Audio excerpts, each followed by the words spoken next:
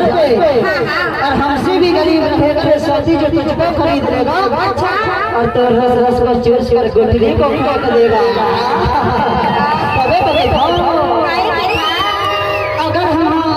थोड़े न मजाक करते हैं तो गुस्सा में झाड़ के खा रहा है। नहीं गुस्सा गुस्सा नहीं गुस्सा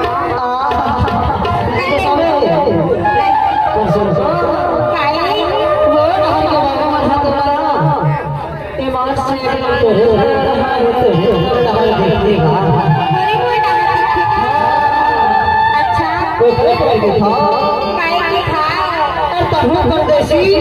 और हम परदेसी अगर दोनों परदेसी परदेसी के हो जाएगा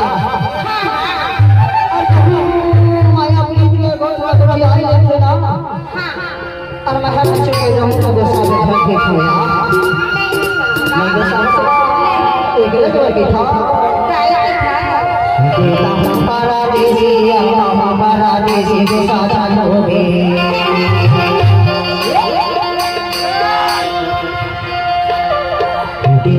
परदेसी अल्लाह परदेसी गुस्सा चलोगे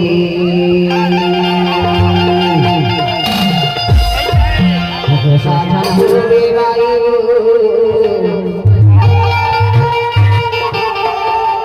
करे हम आजाद गुस्सा चलोगे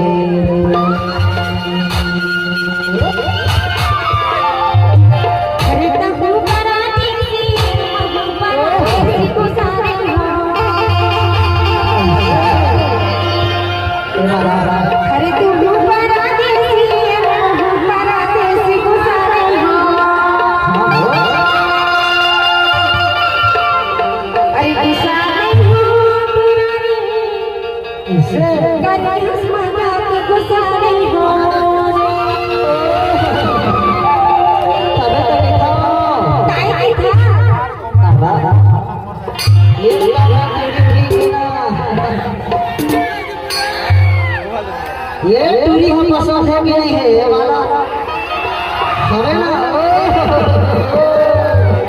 माँ कसम गिफ्ट भेजे है वो बाबू बाबू है गिफ्ट भेजे है और कहाँ से जानता जी साधारण हो बेबाई हो